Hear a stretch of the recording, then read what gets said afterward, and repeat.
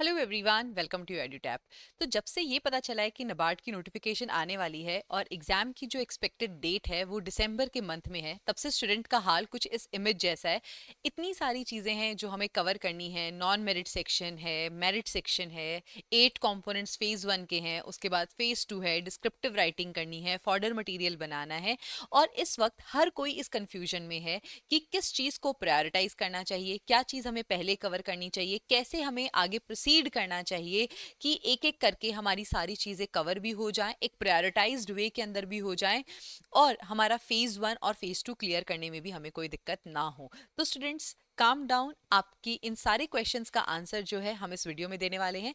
इस वीडियो के अंदर हम डिस्कस करेंगे कि कैसे आप चीज़ों को प्रायोरिटाइज कर सकते हो, कौन सी चीज़ है जो इस वक्त आपको करनी चाहिए, कौन सी चीज़ ऐसी है जो इस वक्त आप करोगे और वो आपको फेज़ 2 में भी हेल्प करेगी। तो ये सारी चीज़ें जो है हम आज के इस वीडियो में देखने वाले हैं, तो बने रहिए इस वीडियो में लास्ट तक।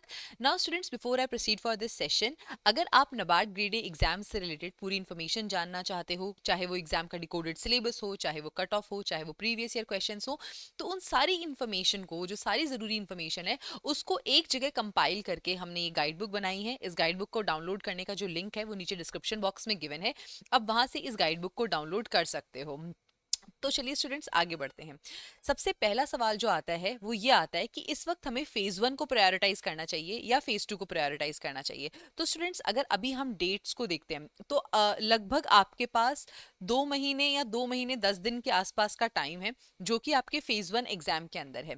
अब स्टूडेंट्स, डिपेंड इस बात पर करता है कि आपका एग्जिस्टिंग लेवल क्या है। अगर आप एक ऐसे स्टूडेंट हैं जिसका क्वांट, रीजनिंग, इंग्लिश ऑलरेडी अच्छा है, स्ट्रांग है, उनको इस एरिया के अंदर कुछ भी करने की जरूरत नहीं है, तो आप फेज 1 के साथ साथ फेज 2 को भी टारगेट कर सकते हो। अगर आप एक ऐसे स्टूडेंट हो जो एआरडी बैकग्राउंड से है, जिसका ऑलरेडी फेज 1 स्ट्रांग है, जिनको फेज 1 के अंदर ज्यादा मेहनत करने की जरूरत नहीं है एग्रीकल्चर पार्ट के अंदर, तो भी आप फेज 2 को इस वक्त टारगेट कर सकते हो। But if you are someone who starting exactly from scratch, ठीक है, बिल्कुल आप स्क्रैच से स्टार्ट कर रहे हो, आपको क्यूआरई भी पढ़ना है, आपको एआरडी भी पढ़ना है, आपको करंट अफेयर्स भी पढ़ना है, तो उस टाइम पर मैं आपसे कहूंगी कि फेज 2 को आप थोड़ा सा बैक बर्नर पे रख दीजिए। अभी आपका फोकस जो है वो फेज 1 के ऊपर ज्यादा होना चाहिए, ठीक है।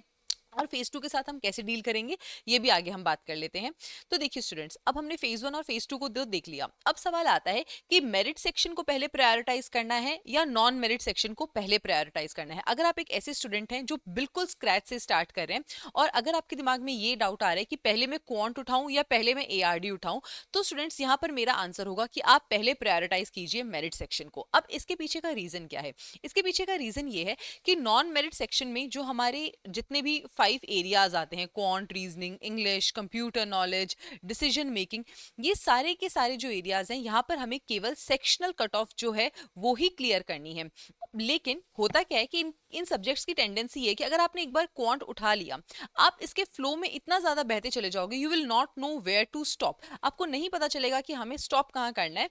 बल्कि होना ये चाहिए कि इस वक्त इन एरियाज को लेकर के आपका सिर्फ एक लिमिटेड अटेंशन या एक लिमिटेड टाइम है जो इधर जाना चाहिए, कि कुछ इंपॉर्टेंट टॉपिक्स आपने प्रिपेयर किए, उनको आपने अच्छे से प्रैक्टिस किया, that is all that you have to do. But most of the time when it comes to quant and reasoning specially, sometimes we get so comfortable कि हम लोग उनकी प्रैक्टिस करते ही चले जाते हैं, करते ही चले जाते हैं, जबकि उतनी प्रैक्टिस की रिक्वायरमेंट भी नहीं होती है। या फिर अगर हमारा हाथ बहुत ज्यादा टाइट होता है इन सब्जेक्ट्स के अंदर और हम इनको पहले उठा लेते हैं, तो हम इनसे इतना ज्यादा फ्रस्ट्रेट हो जाते हैं कि हमारा मेरिट सेक्शन कॉम्प्रोमाइज हो जाता है।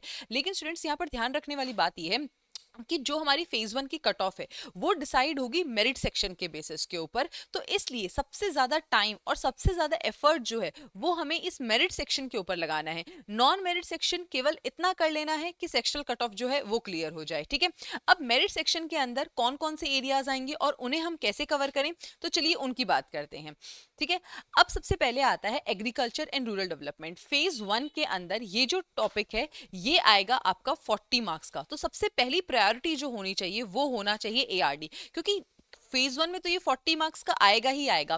फेज 2 के अंदर भी 25 मार्क्स का ऑब्जेक्टिव पेपर जो है वो इसी एआरडी से आएगा। सिलेबस दोनों ही लेवल्स पे सेम है। तो अगर आप फेज 1 के लिए प्रिपेयर कर रहे हो तो जो ये फेज 2 के 25 मार्क्स हैं ये भी आपके प्रिपेयर हो जाएंगे। एंड नॉट जस्ट दैट, अगर आप फेज 2 का डिस्क्रिप्टिव पार्ट भी देखते हो, ठीक है, तो वहां पर भी मेजरली जो हमारे एआरडी से क्वेश्चंस आते हैं वो स्टैटिक एरिया से ही आते हैं, ठीक है। तो यस, ऑल्दो आपको वहां पर थोड़ा फॉर्डर मटेरियल चाहिए होता है, डेटा, फैक्ट्स, रिपोर्ट्स, ये सब चाहिए होते हैं, लेकिन डिस्क्रिप्टिव के लिए भी जो स्टैटिक आपको चाहिए वो आपका इसी से प्रिपेयर हो जाएगा। तो एआरडी जो है वो इस वक्त आपकी नंबर 1 प्रायोरिटी रहनी चाहिए।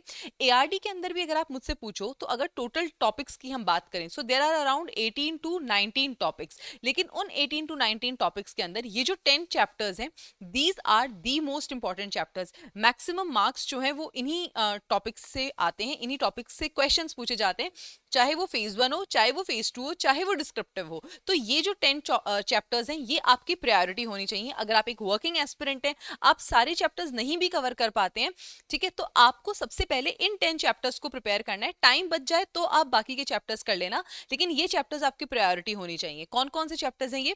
Agronomy and field crops, farming system, soil and water conservation, plantation and horticulture crops, animal husbandry and poultry, fisheries, forestry, agriculture extension, irrigation, seeds and sowings. ये सारे जो चैप्टर्स हैं ये आपकी प्रायोरिटी होनी चाहिए as far as the ARD is concerned, ठीक है। तो आई होप यहां तक बात आपको समझ आ गई है। इसके बाद में हम चलते हैं ईएसआई कि अब ईएसआई में हमें किस तरीके से चीजें पढ़नी है। देखिए स्टूडेंट्स, ईएसआई के अंदर यहाँ पे दो चीजें होती हैं, एक होता है ईएसआई का स्टैटिक पार्ट और एक होता है ईएसआई का करंट अफेयर्स का पार्ट, ठीक है।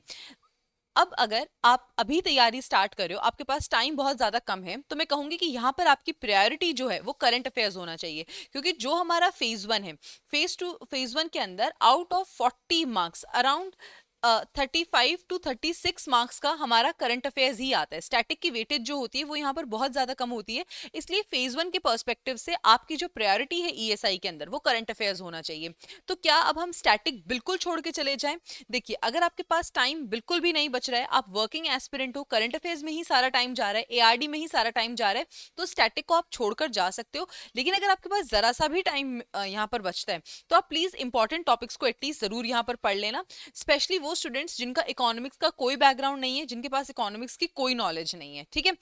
अब करंट अफेयर्स जो है स्टूडेंट्स केवल हमारा ईएसआई का पार्ट नहीं है, मेरिट सेक्शन के अंदर करंट अफेयर्स जीए में भी पूछा जाता है। तो करंट अफेयर्स के यहाँ पर जो वेटेज है टोटल मेरिट सेक्शन के अंदर वो है अराउंड 15 मार्क्स इन द जीए, क्योंकि जीए के अंदर स्टैटिक जीए भी आती है। उसके बाद ईएसआई के अंदर इसकी जो वेटेज है that is around 35 to 36 marks, और उसके बाद में आता है एआरडी। एआरडी के अंदर भी अराउंड 8 टू 10 मार्क्स का हमारा करंट अफेयर्स आता है। तो ये सारा करंट अफेयर्स है जो हमसे पूछा जाता है। अब सवाल ये उठता है कि इस करंट अफेयर्स के अंदर हमें किन किन टॉपिक्स को प्रायोरिटाइज करना है और कितने मंथ्स के करंट अफेयर्स हैं जिनको प्रायोरिटाइज करना है। ये जो टेबल मैंने आपको यहाँ पर दिखाई है ये है 2024 के ईएसआई पेपर से, ठीक है। 2024 का जो ईएसआई का पेपर था ये उसका एनालिसिस है। अगर हम इस एनालिसिस के बेसिस पे देखते हैं तो सबसे ज्यादा क्वेश्चंस जो हैं 14 क्वेश्चंस जो हैं वो हमें गवर्नमेंट स्कीम से पूछे गए। उसके बाद जो नेक्स्ट इंपॉर्टेंट टॉपिक सामने आता है that is the ESI current affairs, ठीक है। अराउंड 11 क्वेश्चन थे जो कि ईएसआई करंट अफेयर्स से पूछे गए, ठीक है। उसके बाद में जो थर्ड इंपॉर्टेंट टॉपिक्स यहाँ पे निकल कर आता है that is the ARD current affairs, जिससे कि हमसे 6 क्वेश्चंस पूछे गए थे, ठीक है। तो ये हो गए हमारे 25 प्लस 6 हमारा 31 क्वेश्चंस जो थे वो हमसे पूछे गए थे government schemes. I hope I am doing the addition correctly, yes. 31 questions जो हैं वो हमसे ARD current affairs, ESI current affairs और गवर्नमेंट स्कीम्स इन 3 एरिया से पूछे गए। उसके बाद में रिपोर्ट्स एंड इंडाइसेस से भी अराउंड 6 क्वेश्चंस हमसे पूछे गए यहाँ पर, ठीक है। Then now you must be thinking कि एग्रीकल्चर के क्वेश्चंस ईएसआई में कैसे आ गए, क्योंकि Indian agriculture as a topic is a part of our ESI syllabus as well, ठीक है। जो स्टैटिक का सिलेबस है उसका भी पार्ट है इंडियन एग्रीकल्चर। तो एआरडी के करंट अफेयर्स और एआरडी का एक आधा स्टैटिक क्वेश्चन जो है वो हमें ईएसआई में भी देखने को मिल जाता है, ठीक है।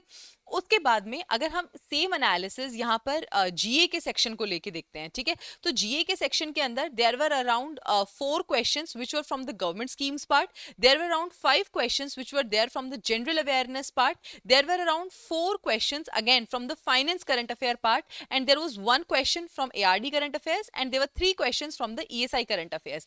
नाउ स्टूडेंट्स, यहाँ पर भी जो आपका टारगेट है वो गवर्नमेंट स्कीम्स होना चाहिए, उसके बाद में ईएसआई के जो करंट अफेयर्स हैं वो होना चाहिए। 4+3 7 मार्क्स यहाँ पर हो गए। ARD का करंट अफेयर एक, तो 8 मार्क्स, ठीक है। 8 to 10 मार्क्स ही हमारा टारगेट होता है as far as the GA is concerned. और ये जो मार्क्स हैं ये आप अपने इन्हीं एरिया से, government schemes, ESI current affairs, ARD current affairs, इनसे ले पा रहे हो। अगर हम इस पूरे एनालिसिस को देखते हैं तो यहाँ पर हमारे सामने आता है कि किस तरीके से आप अपने करंट अफेयर्स को प्रायोरिटाइज कर सकते हो, ठीक है। तो आपकी फर्स्ट प्रायोरिटी जो है करंट अफेयर्स के अंदर वो होनी चाहिए गवर्नमेंट स्कीम्स के ऊपर। सबसे ज्यादा अच्छे से जो चीज आपको पढ़नी है that is the government schemes. उसके बाद में जो सेकंड इंपॉर्टेंट एरिया है that is the ESI current affairs. उसके बाद में जो थर्ड इंपॉर्टेंट एरिया है that is the ARD current affairs. और fourth important area is the general awareness. जो one liner kind of GA आती है वो यहाँ पर आपकी फोर्थ प्रायोरिटी होनी चाहिए, ठीक है। और ये सारा हमने एनालिसिस के बेसिस पर ही देखा है। उसके बाद में बात आती है नॉन मेरिट सेक्शन की। तो नाउ स्टूडेंट्स, अगर हम नॉन मेरिट सेक्शन को देखें तो यहाँ पर आपका जो टारगेट है वो केवल और केवल इस सेक्शनल कट ऑफ को मीट करना है, ठीक है। सेक्शनल कट ऑफ के बेसिस के ऊपर आप अपना एक टारगेट स्कोर बनाइए, ठीक है। अब ये टारगेट स्कोर क्या होगा? ये टारगेट स्कोर होगा कि जो भी हाईएस्ट कट ऑफ रही है उसमें +2 to 3 मार्क्स वो आपका टारगेट स्कोर होना चाहिए। फॉर एग्जाम्पल, अगर क्वांट के अंदर हमारी हाईएस्ट कट ऑफ रही है 5 मार्क्स, तो यहाँ पर आपका जो टारगेट स्कोर है क्वांट के अंदर दैट इज 7 to 8 मार्क्स। आपको बस इतनी पढ़ाई करनी है कि आउट ऑफ 20 आप 7 to 8 मार्क्स जो है वो यहाँ पर स्कोर कर सकें, ठीक है।